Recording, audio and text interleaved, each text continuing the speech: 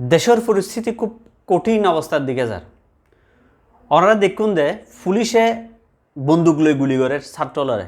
সেনাবাহিনী নামে দি বিজিবি নামে দি এরপরও ফলে নড়াই নির্ভয়ে মারো নামিয়ে গই তারা শুধু দাবি পূরণ লাই ও ফুয়াশা যিন দাবি করে আত্ম তো মনে দিই তুগুত তো বুঝতো নেই গদ মাঝে হনে বুঝতে মাংস নেই আগাগোড়া হইল যে মনে দে নইলি অস্ত্র ভিতর যায় গুলি করে দেটা যায় টিয়ার সেল মারে এতে কেনে ভিতর যায় সাউন্ড গ্রেনেড মারে এটার ভিতর যে ফলে কিন্তু আন্দোলন করে ফোঁত আগাগোড়া হইল যে কিন্তু কিল্লি সৃষ্টি হয়ে কিন্তু ইয়ান কিন্তু আর তো বুঝম পড়িব এখন দেখা যাচ্ছে দেশের অবস্থা খুব কঠিন দিকে যান সরকার কী করিব ব্যবসা করি কী করব সরকার কী করিব এখন সরকারও না বুঝে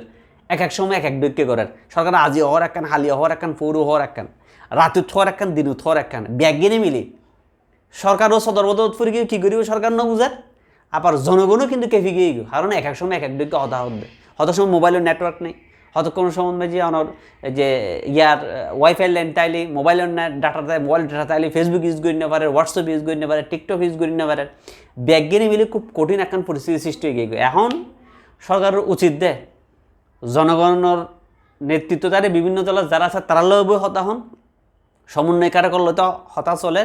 এবং স্টুডেন্টর লয় যেতে দাবি করে নি ব্যাগিন তাড়াতাড়ি মানি লই দেশের শান্তি করে ফেলান দেখা নহলে সরকারও বিপদত পড়িব জনগণও বিপদ পড়িব স্টুডেন্টও বিপদ